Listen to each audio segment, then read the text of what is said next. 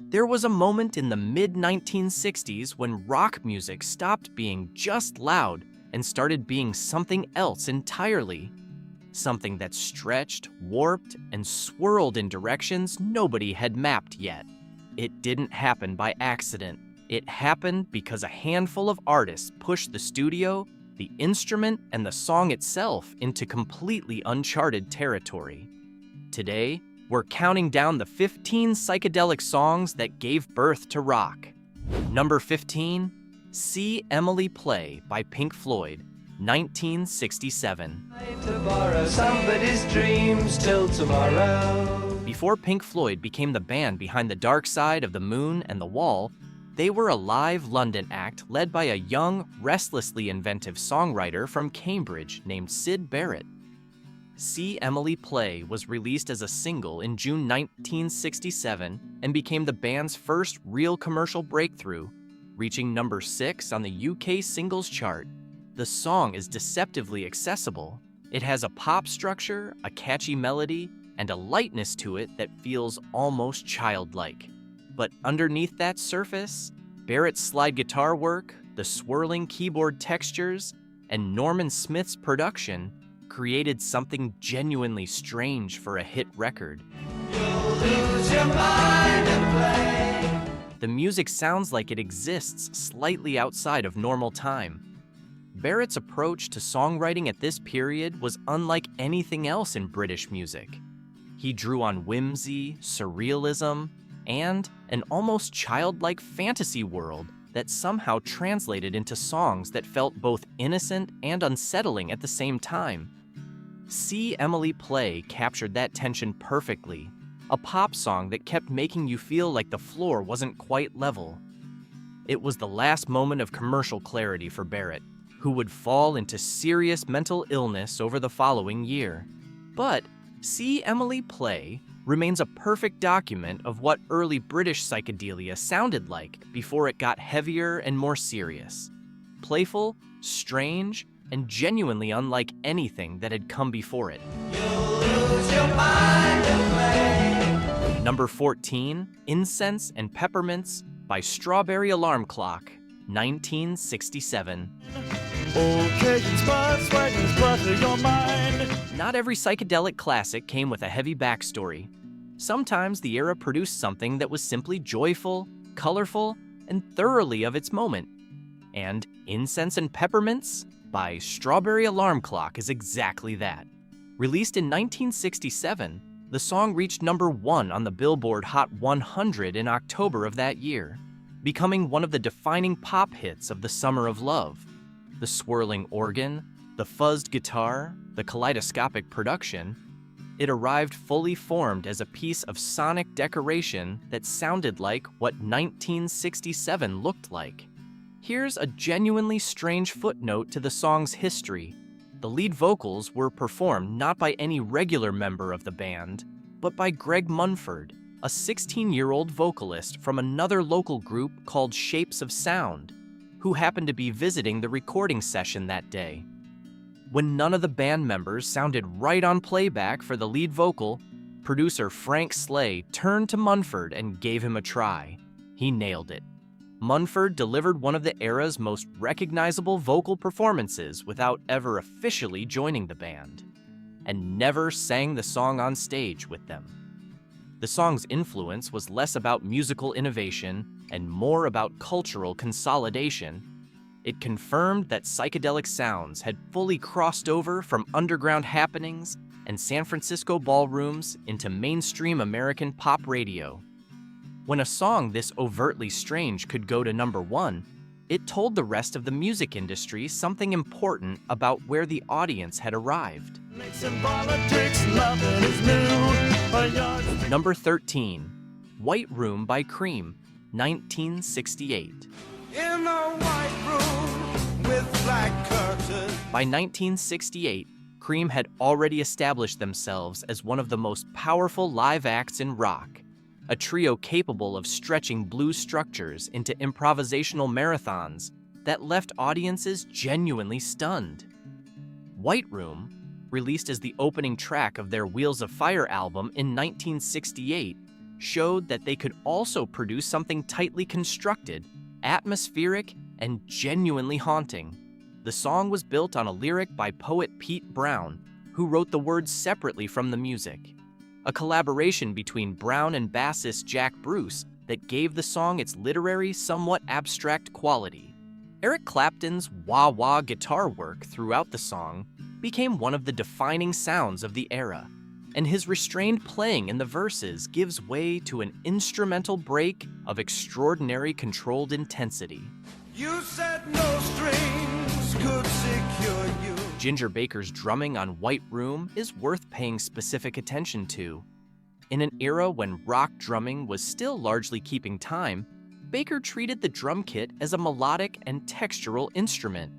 His tom patterns and polyrhythmic work in the song are doing things that most rock drummers of the period weren't attempting. White Room reached number 6 on the Billboard Hot 100 in the United States. More than the chart position, though, the song demonstrated that rock could carry genuine emotional weight, not through volume alone, but through atmosphere, dynamics, and the kind of space that distinguishes memorable music from merely loud music. Number 12, Somebody to Love by Jefferson Airplane, 1967. Jefferson Airplane were the house band of San Francisco's Haight-Ashbury counterculture, and Somebody to Love, released on their Surrealistic Pillow album in February 1967, was the song that took that counterculture's emotional core and broadcast it across the entire country. Grace Slick had written the song while she was a member of a previous band called The Great Society, where it was recorded under the title Somebody to Love in 1966. When she joined Jefferson Airplane and brought the song with her, the band transformed it into something considerably more powerful, harder, faster, and driven by Slick's voice in a way that the original recording hadn't fully captured. Slick's vocal performance on the track is still remarkable to hear.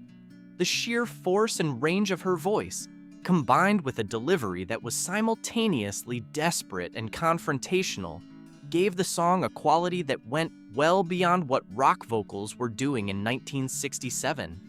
She wasn't performing emotion, she was transmitting it. Somebody to Love reached number 5 on the Billboard Hot 100 and became one of the anthems of the Summer of Love. Along with White Rabbit, it established Jefferson Airplane as one of the essential acts of the psychedelic era and confirmed that San Francisco was the center of something genuinely new. Don't you need somebody to love? Number 11, 8 Miles High by the Byrds, 1966. You'll find that it's stranger than 8 Miles High is widely considered one of the first genuine psychedelic rock songs, and listening to it now, released in March 1966, before the Summer of Love, before Sgt. Pepper's, before most of what we associate with psychedelic rock had even happened, that claim holds up.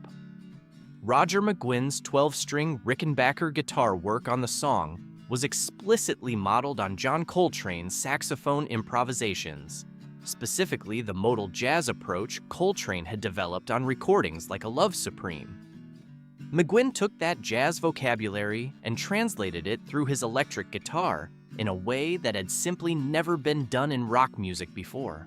The result sounds genuinely disorienting even today. The song was written by McGuinn, Gene Clark, and David Crosby about their 1965 flight to England and the experience of arriving in a gray, unfamiliar city. The 8 Miles High of the title is a poetic reference to cruising altitude.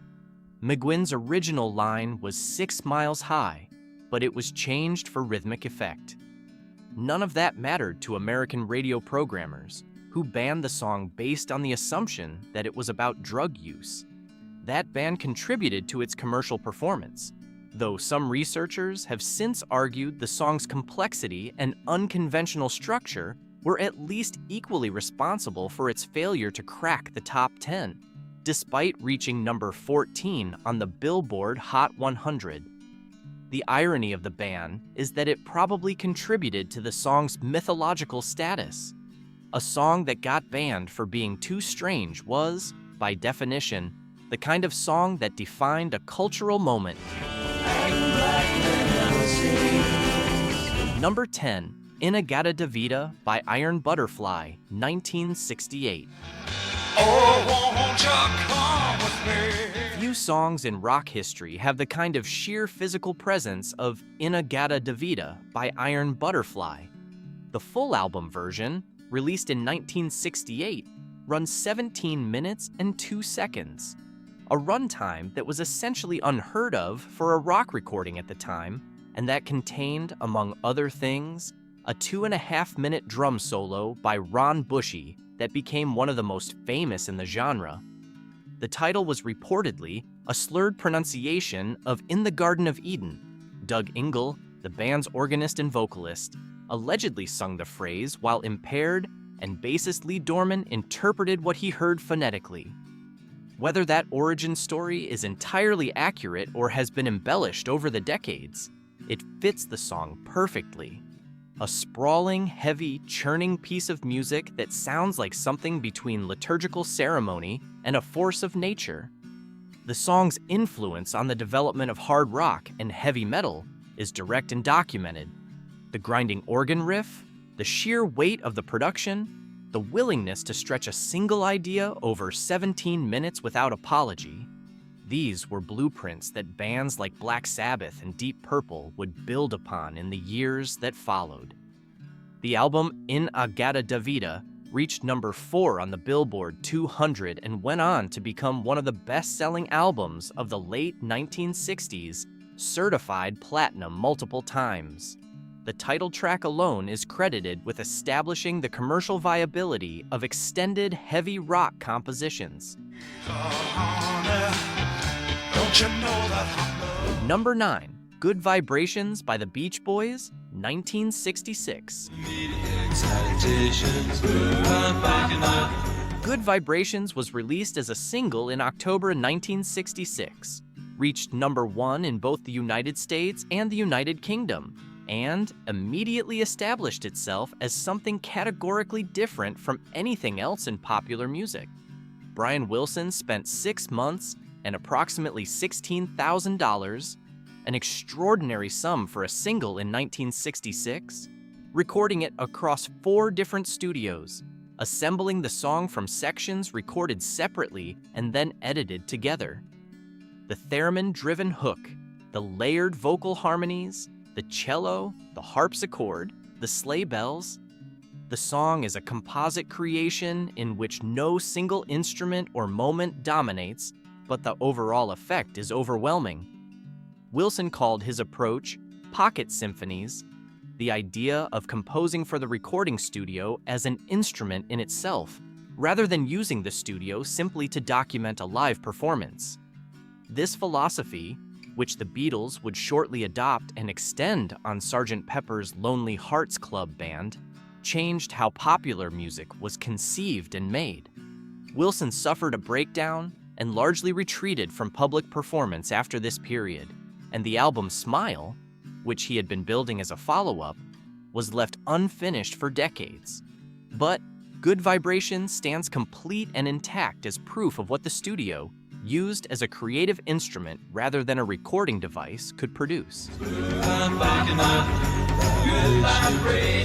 Number 8, A Whiter Shade of Pale by Procol Harum, 1967.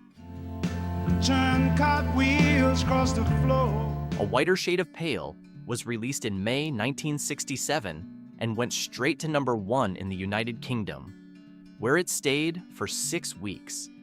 In its combination of Bach-influenced keyboard figures, Gary Brooker's soulful vocal delivery, and lyrics so deliberately surreal they bordered on incomprehensible, it created something that belonged to no existing genre and pointed towards several new ones simultaneously.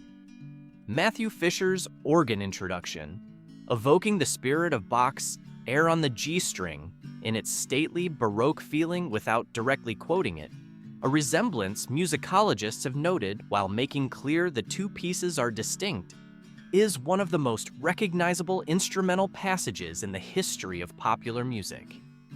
Fisher later pursued and won a legal case establishing his co-authorship of the composition, decided by the UK House of Lords in July 2009, one of its final major rulings before being replaced by the new Supreme Court that October. The song's lyrical approach, abstract imagery, references that don't resolve into clear narrative, emotional weight carried by sound and atmosphere rather than meaning, was enormously influential on progressive rock, which would develop those qualities into full conceptual frameworks in the years that followed. It has since been recognized by Phonographic Performance Limited, PPL, as the most played record in British broadcasting over a 70-year period, and the most played song in public places in the UK, and remains one of the most licensed tracks in popular music history. Number 7. Light My Fire by The Doors, 1967. You know that I would be a liar. The Doors' debut album was released in January 1967, and Light My Fire, edited from its original 7-minute album version to a 3-minute single, reached number 1 on the Billboard Hot 100 in July 1967, where it stayed for 3 weeks. The song was written primarily by guitarist Robbie Krieger, one of the few early Doors songs not driven by Jim Morrison's lyrics. Ray Manzarek's organ work throughout the track, his left hand playing bass lines while his right played the melody, a technique necessitated by the band's deliberate choice to operate without a bass guitarist, gave the song its distinctive fullness and its hypnotic quality. Morrison's vocal performance established a template for rock frontmanship that was fundamentally different from what had existed before. He sang with the studied distance of a poet and the volatility of something entirely less controlled, and audiences weren't sure which version they were going to get on any given night. That unpredictability was part of the attraction. Light My Fire was the commercial breakthrough that introduced the Doors' specific combination of blues, classical, jazz, and theater to a mass audience. It remains one of the defining recordings of its era and introduced a generation of listeners to the idea that rock music could carry genuine literary and artistic ambition. Number 6, Tomorrow Never Knows by The Beatles, 1966. Tomorrow Never Knows was the closing track of Revolver, released in August 1966. And it is not an exaggeration to say that it arrived from a completely different musical universe than anything else on the pop charts at the time. John Lennon had read Timothy Leary's adaptation of the Tibetan Book of the Dead, published as the Psychedelic Experience in 1964, and wrote the song as a direct musical translation of its central meditation. The instructions Lennon gave the production team were that he wanted his voice to sound like thousands of monks chanting on a hilltop. Producer George Martin and engineer Jeff Emmerich found a way. They ran his voice through the rotating speaker of a Hammond organ's Leslie cabinet, creating that circular, floating quality that makes the vocal site differently from anything in the rest of the catalog. The recording used multiple tape loops running simultaneously, a technique borrowed from avant-garde composers like Karlheinz Stockhausen, creating a collage of processed sounds, reversed guitar, and found audio that had never been assembled on a rock record before. Paul McCartney had been exploring tape loop construction separately, and his contributions to the sonic texture of the track were substantial. Music scholars and historians have consistently cited Tomorrow Never Knows as the record that opened the door to psychedelic rock in the most direct and documented way.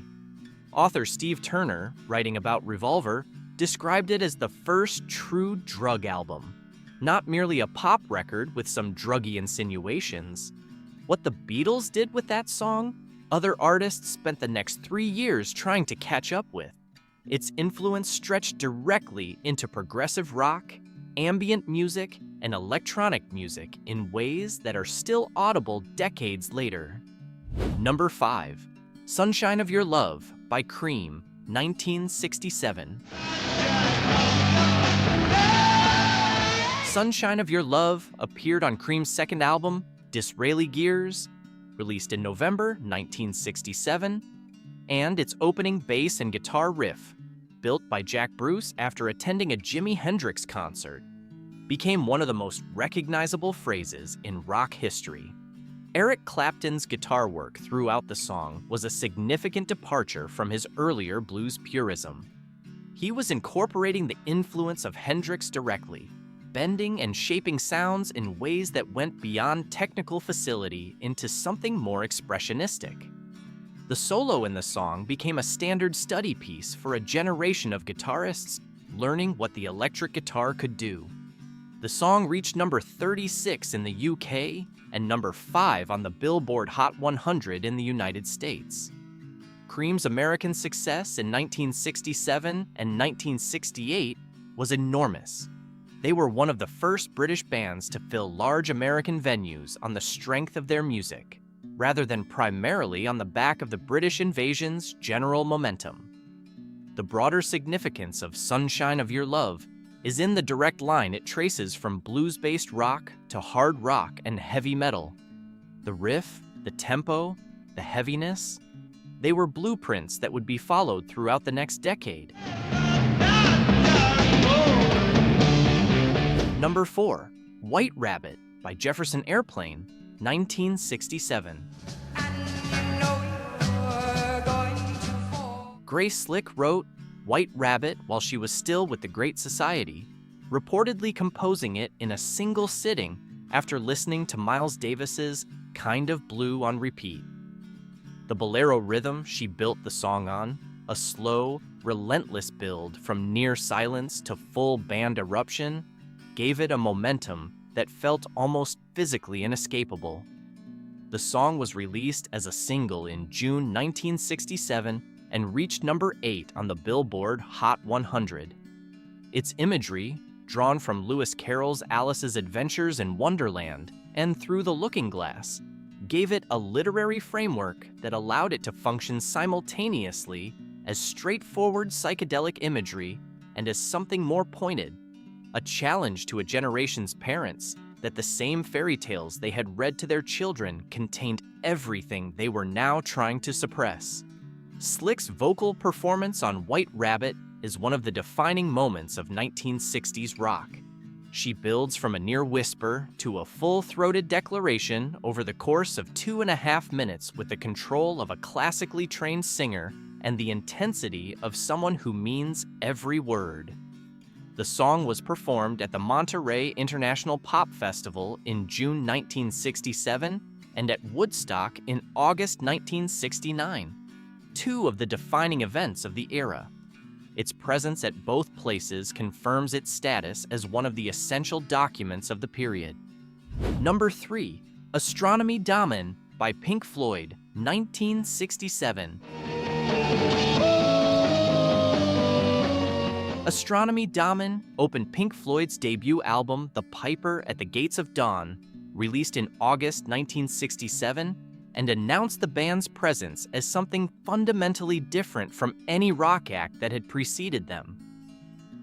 Syd Barrett wrote the song, which took its imagery from astronomical data, planet names, distances, the language of space, and assembled them into something that felt more like an incantation than a conventional lyric. The interplay between Barrett's guitar and Richard Wright's keyboard creates a disorienting sense of weightlessness, as though the harmonic ground keeps shifting beneath you.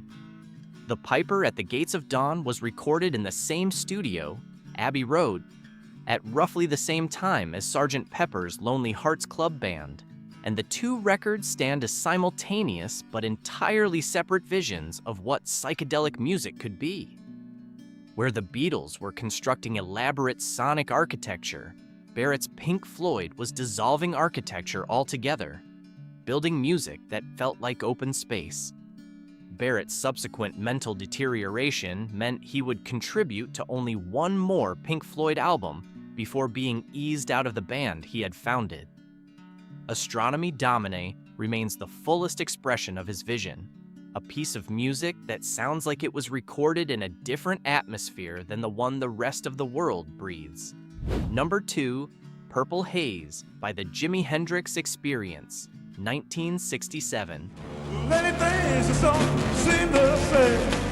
Purple Haze was released as a single in March 1967, Jimi Hendrix's second UK single, and reached number 3 on the UK singles chart. In America, it reached number 65 on the Billboard Hot 100, a chart position that tells you almost nothing about the song's actual impact.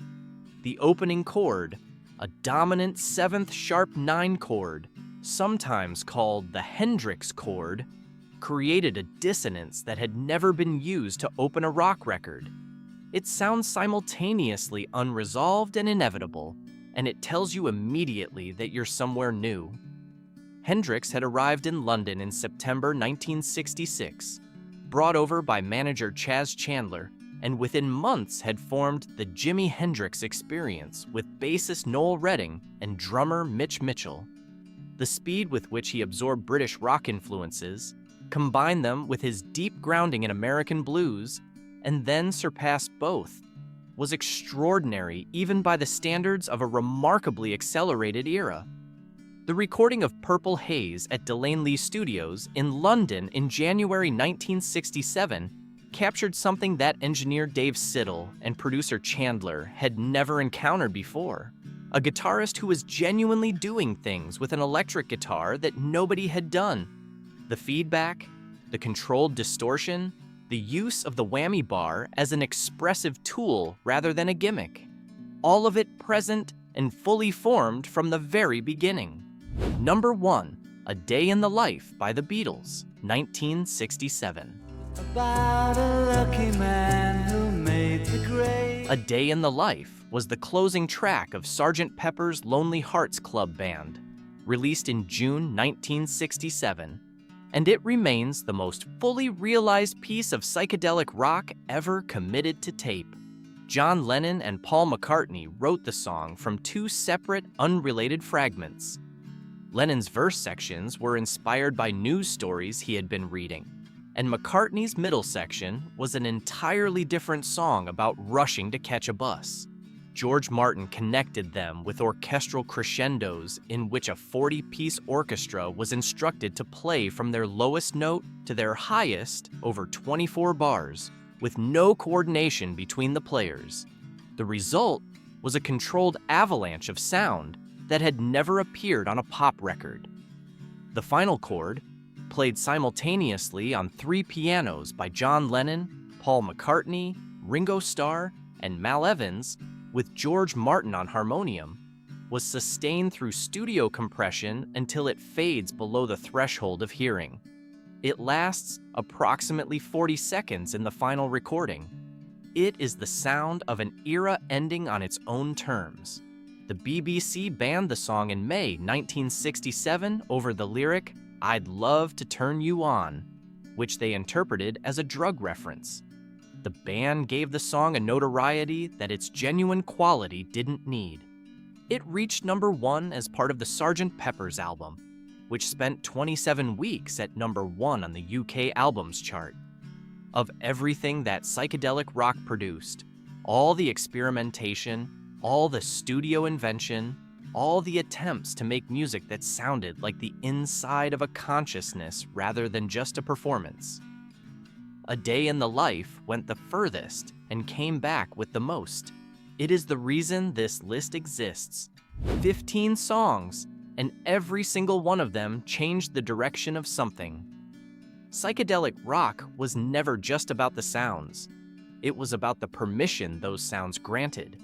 Permission to take the studio seriously as a creative instrument. Permission to draw on jazz, classical music, Eastern traditions, and avant-garde composition without apology.